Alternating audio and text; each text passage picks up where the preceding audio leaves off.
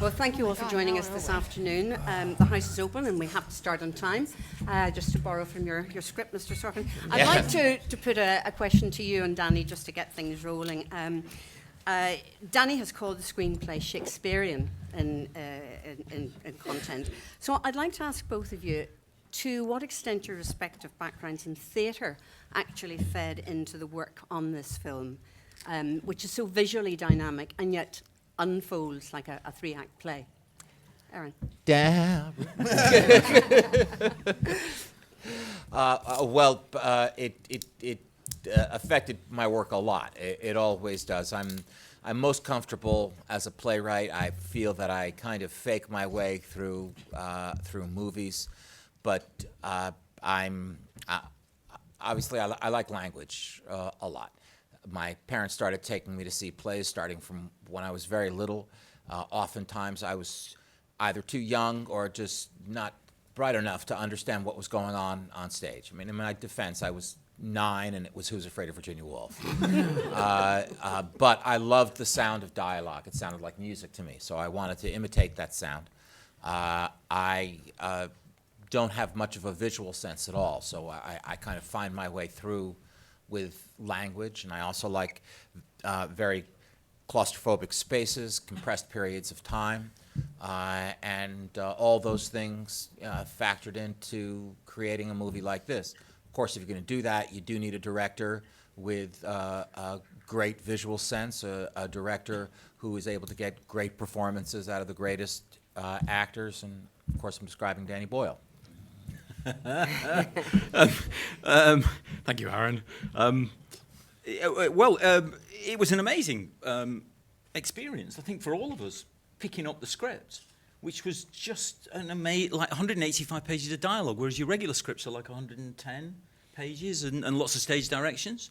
There was no... Aaron seemed so affable, but there was no indication in the script about how to do it. Or it was just like interior day, continuous, and off you went. And off we went. And I think we all wanted to make it as rich an experience as possible for the audience in two ways, really. The acting, and you've got to get great actors to pull off this stuff, which I'm delighted to say we did. And then you wanted to make it an immersive experience, so you were immersed in those actors and their world. And I suppose I love theatre, but I love cinema more, I suppose, in the way, because it has got that weird, illogical thing where you get lost in it. For me, theatre, I don't know. I went to a Hamlet the other night to see Benedict Cumberbatch Hamlet, who's really excellent. But you're not quite immersed in it in the way you would be in film, I think. So that's what you're trying to do, is just immerse people in these people's performances and environment, really. That's what you're after, aren't we? That's what we're trying to do, I guess. And a question for the cast, just to get us all talking. I'd like to know your thoughts about the screenplay and the script. Is Sorkinese, as it's been dubbed, a sublime gift, or does it come with its own unique complexities? Jeff, if we could start with you, you'd probably have the jump here because you've been speaking it for a little while. It is its own language in a way, but it's just more work. There's more of it, so there's more work before you show up at 6 a.m. to shoot whatever. So you have to do that work and to get so on top of it that it's second nature, and that's what you have to do. It's just more reps and a lot more memorization, a lot more over and over and over, and so that you can walk in there that day ready to hit it. And everybody did. I mean, that's what we did on Newsroom, and you certainly don't have to do that on every movie, but you have to do it on an Aaron Sorkin script, and that's what we all did. We did the work. Kate and Michael? Well, when I first read it, page 1, page 2, God, wow, these people talk for a long time. Oh, God, they still talk for a long time. Page 55, yep, they're still talking. Okay. How the fuck are we going to get through this one?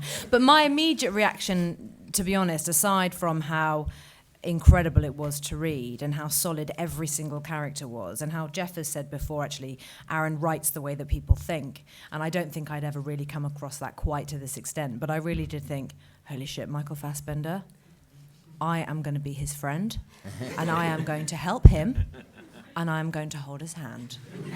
And I think I can safely say that that he didn't need either of those things, any of those things. No, you bloody didn't. But you know, you just get on with it. You know, much is being made about the length of the script and how much there was to learn. You know, you're an actor. You learn your fucking lines. It's, you know, that's the first thing you do. You just get on with it. The pressure really comes in not forgetting them. You know? that really is it, because you fuck everyone up.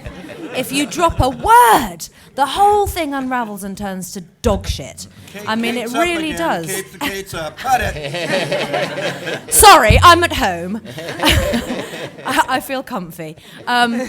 But that really was, I think, that was the pressure, because it's not just the actors that you're walking and talking with. You know, you've got these Steadicam guys, a Steadicam guy who was just unbelievable. I don't know how he held that machine for 12, 13-minute takes sometimes, not to mention boom operators who are running after you, trying not to trip over themselves and wires. And, you know, there's so much concentration that goes on that it really does fall horribly to the actors if they forget something.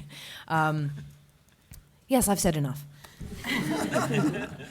I just think I just felt very lucky that it landed on my lap. It's a one-off that you get scripts like this, certainly sort of modern day scripts. So I just thought, well, there goes my break, which was planned over that period of time. But you know, just lucky. I just thought to myself, this is extraordinary writing, and it's just the best script that I'd read. So, I was thrilled, and then, as both Jeff and Kate said, then the work starts, and then you're less thrilled about it. But no, it was, like I say, it's a one-off opportunity for I think, an actor to receive writing like that and get the opportunity to do something like that, especially nowadays when, most scenes, comprise of like 10 sentences or something like that. This was the most, all of the electricity and action in this film is sort of dialogue driven. So it's a rare opportunity. Thank you. And Katherine, you described the script as seductive. I just wondered what seduced you. I don't remember saying that. But yeah, I mean, it's all seductive. Even the first email I got with a couple names on it. Danny Boyle, Aaron Sorkin. It's you just scramble to hit the download button fast enough to start reading it. I mean, that's the thing with Sorkin too, is that like, it's sort of weird just saying Sorkin all casually, like right here. Does it feel weird for you? I liked it coming from you. That's the thing really about Sorkin. See, what are you? You go on, shall I? Please. No? No, but the thing about it is that even when the part's going to be good before you found it in the script, do you know what I mean? Even the small parts have something. He gives every actor something to do. I don't know. I find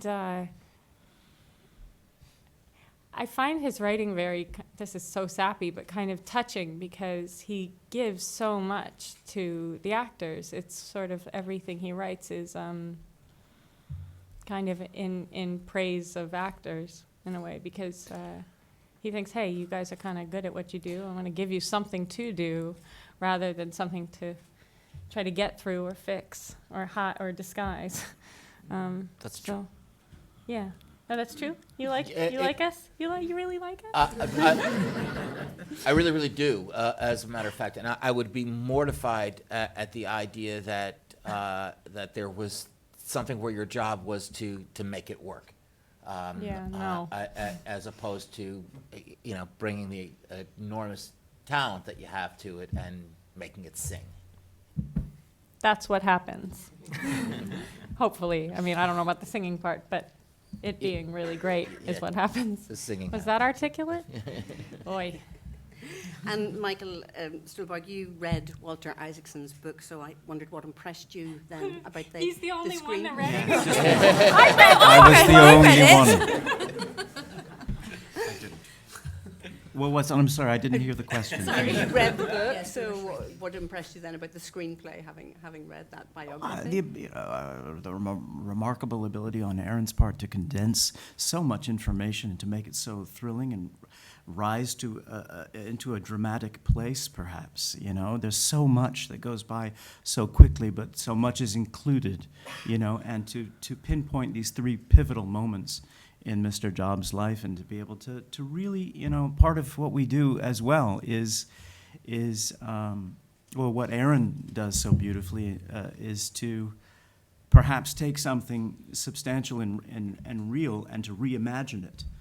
And give it a different kind of life. You know, it's been said that this is more of a painting than a photograph.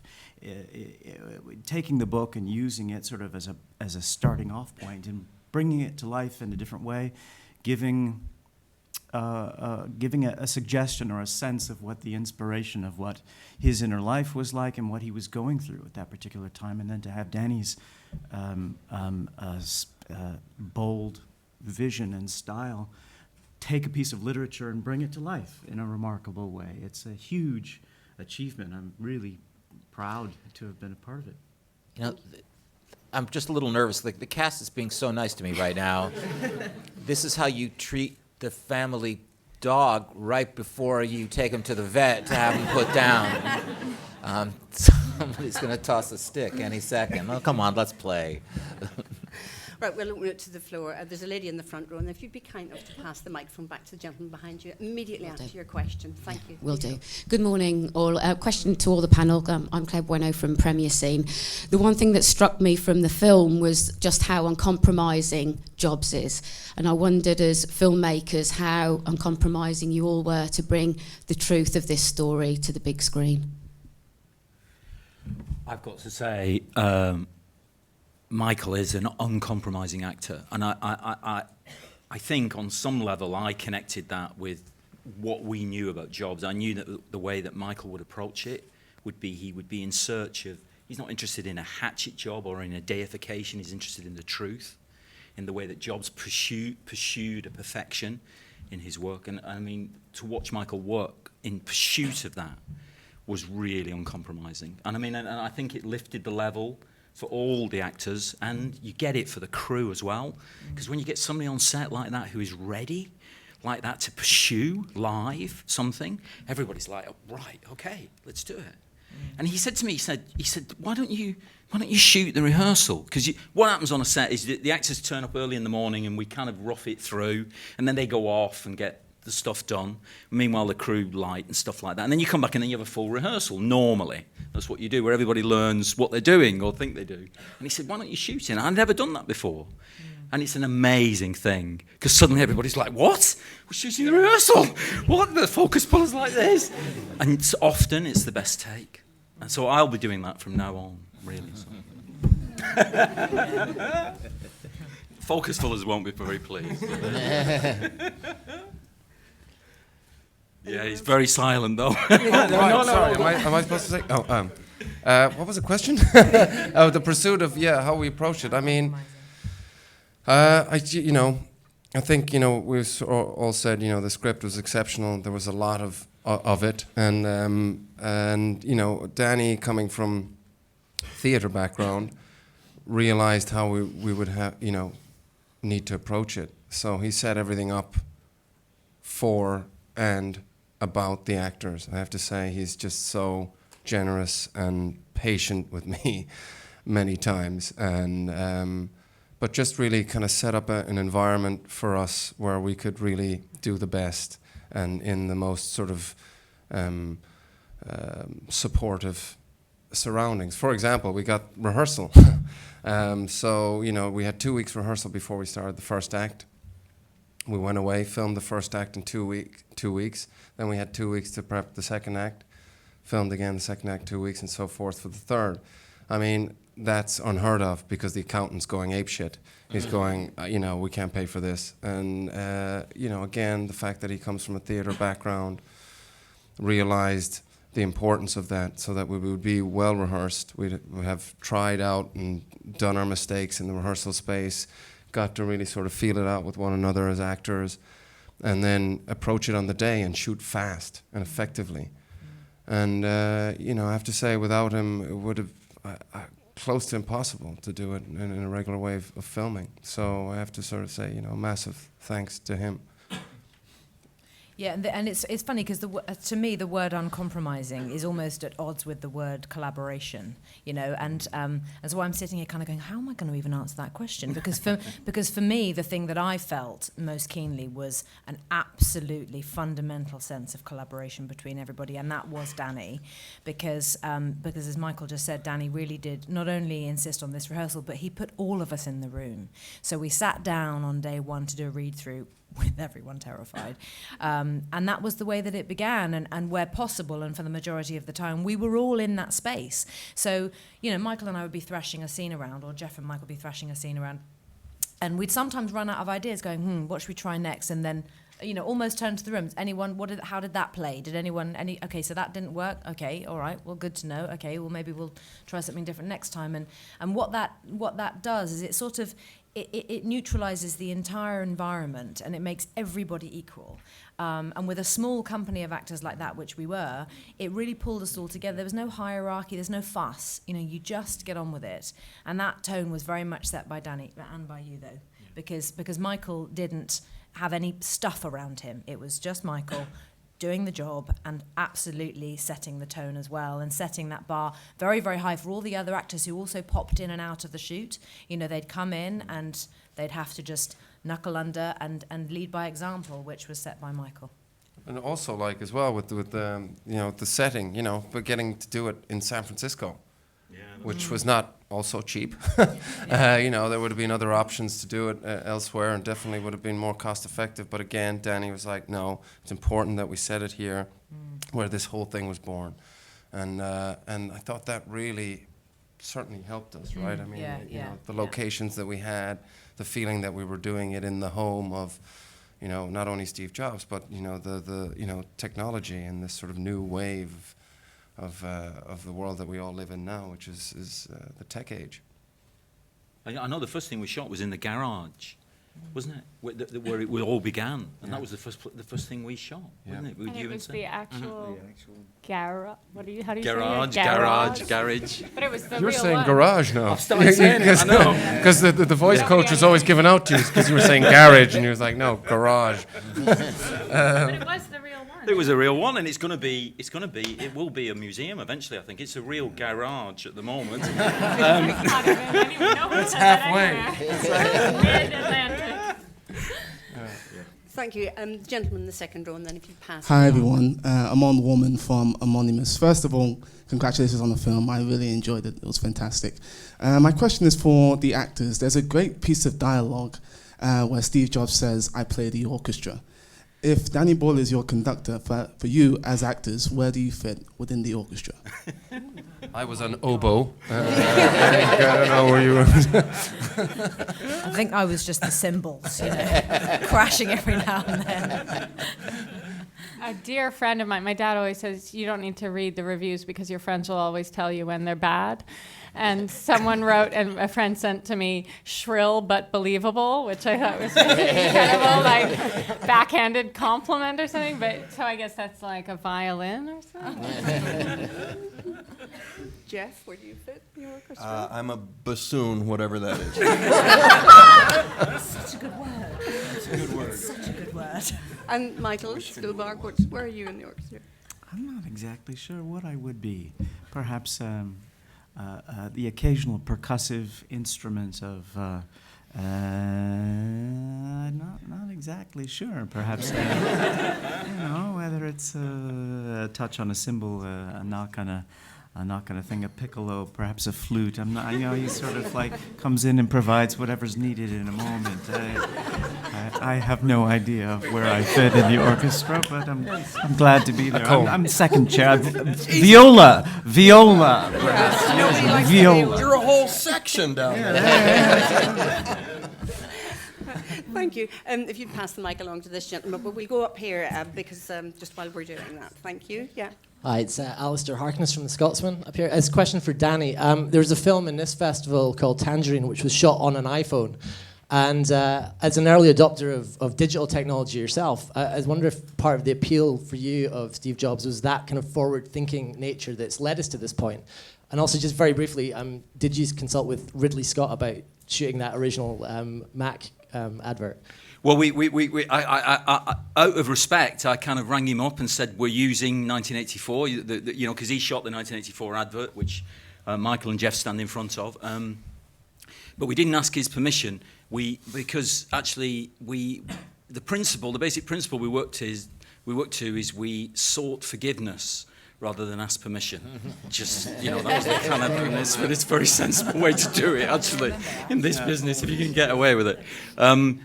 No, seriously. It's very interesting, your question, because, of course, because this guy, and it's, I think, the reason that we made the film, all of us, this guy has changed our lives in an extraordinary way, both in an obvious way about communication and the phone, but in so many other ways, this drive to the digital world that we now live in. And the implications of that, we're not discussing them in the film, but they're huge and significant. So to see where it emerged from and who that person was, or a version of who that person was, is essential, I think, for all of us to, and for this business and storytellers generally, to look at his life.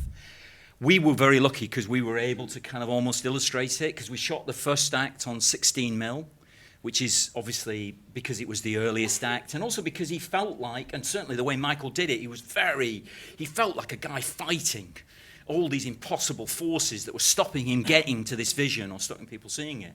And it felt like a rough, homemade kind of version, as though they'd even done it in the garage themselves. And then we moved to 35 for the second act, which is a beautiful storytelling act because it's an illusion act, and that felt beautiful for the Opera House. And then we moved to digital, because the third part is set in 1998, and although the Alexa camera, which is what we used, wasn't generally in use then in cinema, Jobs had already got there, of course, because he released Toy Story in 96, and I remember going to see it in Leicester Square, just thinking the world has changed. I was turning up expecting a sleepy morning at an animated film with my kids and just feeling like you'd just been reborn. Something had changed out there in the world and everything was going to be different. I mean, in a minor way, obviously, it's with filmmakers, it's not kind of a big deal, but within our circumspection, that was just an earthquake, so he'd already got there. So it was great to pay him that respect, really, and also it helps the actors if you shoot on an inferior format like 16mm when they're trying to play a bit younger than themselves. So. Oh, it's fabulous. It's absolutely wonderful. I have to say, I was thrilled. Absolutely thrilled, and then they completely fucked us over with it. Thank you. There's a gentleman in the front row, and then we'll go back again. Yeah. Hello, it's a question for Michael and Aaron in particular. I'm Neil from CNN.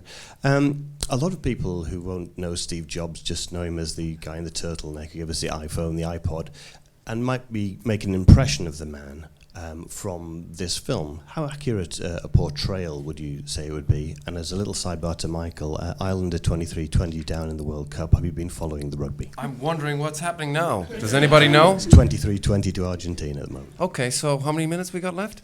20. Okay, I think we'll win. Just hurry up, talk quickly, yeah, and then you'll yeah, exactly.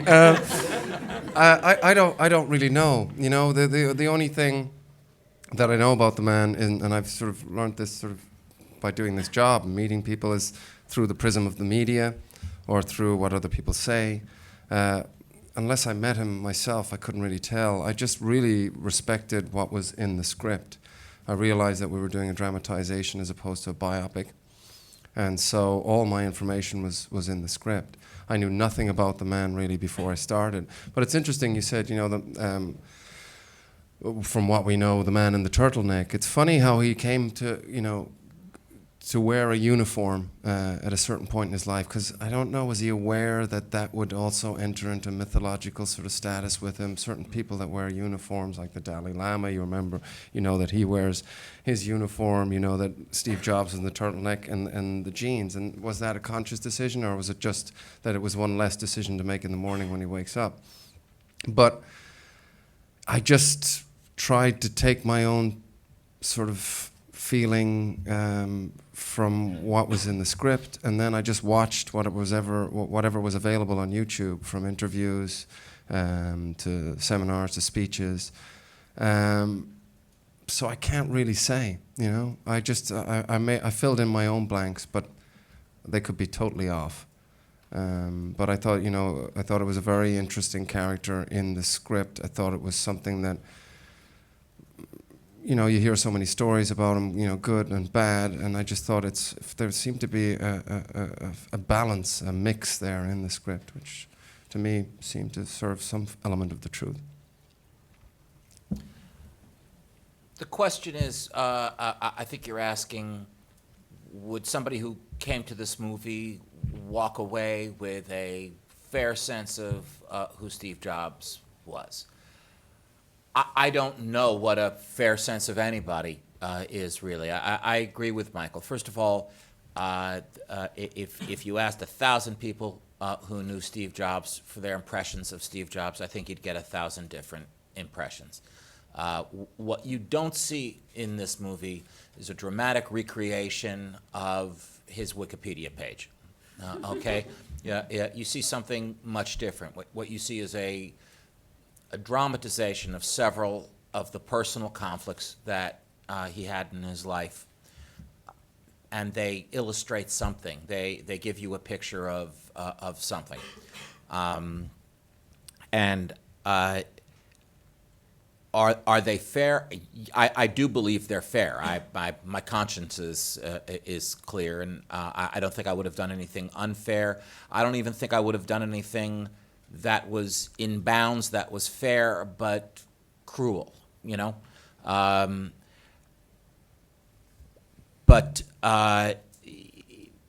Listen, I'll say this. Generally speaking, Steve Jobs did not, as far as I know, have confrontations with the same 6 people 40 minutes before every product launch that he gave. That's plainly a writer's conceit. Just as Bob Dylan lyrics did not appear on the floor when Steve and Scully were talking about Bob Dylan, nor did Skylab blast off on the wall when Steve and Joanne were talking about Skylab, which, for all I know, they never did. That Skylab speech, again, is a writer's invention. But I do think that the movie gets at some larger truths, some more important truths than what really went on during the 40 minutes before product launches, which I don't think was the stuff of drama. Okay, there's a gentleman in the middle of the seventh row. Thank you. And yeah. Hello, Jerry Sommers, 200% Magazine. Question for Kate and Michael. Steve Jobs has inspired many people around the world.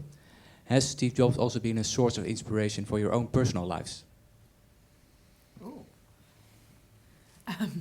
Sorry, is that to me? So who's that? Yes, to you. It's for Michael and Kate. No. I'm terribly sorry, but no. I can't say that Steve has been a source of inspiration for me, not really. But I can't just have that be my answer. So, do I think that he was extraordinary? Yes, I do actually. And I think that's partly because the relationship that Steve and Joanna had as friends meant that I had access, I had a sort of a whole other backstage pass, really, in terms of information about Steve and stories about him that just moments that the two of them had shared as friends. And I can honestly say that I think if I had met him, I think I would have quite liked him. But that's probably because Joanna really did love him. And I think that's the best I can do for you there in terms of that answer. Like I said before, I didn't really know anything about him. I mean, I was aware of who he was.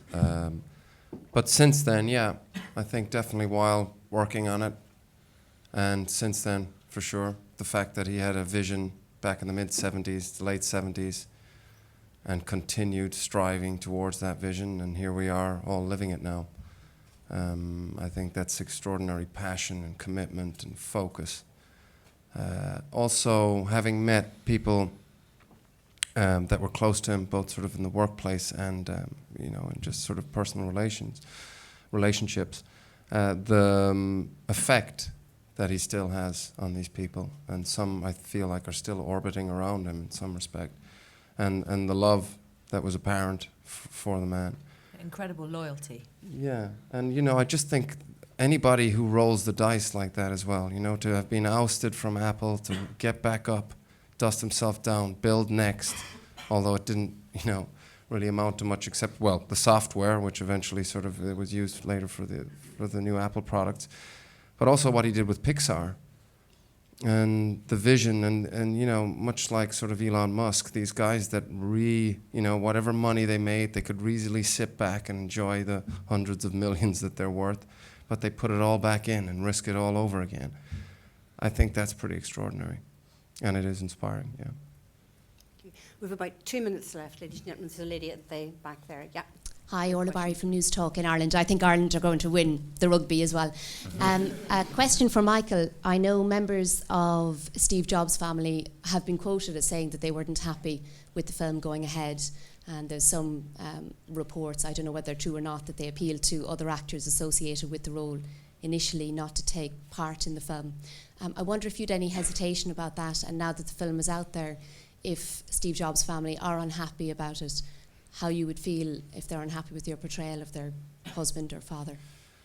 Yeah, to be honest with you, it did make me hesitate. You know, the idea, you know, of course, when you're playing somebody that really did, you know, live in the world that we live in and has since passed away, and they have close ones that obviously would be worried about how their late husband or father or friend is going to be portrayed. For sure, it weighed on my conscience. But, you know, having spoke to my father and close friends, and much the same as, you know, he actually said it's like journalism. You know, you have a responsibility to tell stories, and that's your job. And if you approach it with the utmost respect, which I did, and I, you know, as I said, you know, answering the gentleman's question previous, I have the utmost respect for Steve Jobs and his family, and by no means ever wanted to set out portraying somebody without that respect going into it. So, yeah, hopefully, you know, when they see it, if they see it, they don't feel hurt by it, because it certainly wasn't my intent. If you don't mind, could I mention that this has been widely reported, that while Mrs. Jobs, while Lorraine Powell Jobs did certainly from the get-go object to the movie being made, Lisa Jobs did not. And she's the one who's portrayed in the movie. Ladies and gentlemen, I'm so sorry, but we're going to have to leave it there. Can I ask you to thank our guests this afternoon? Thank you. Thank you very much.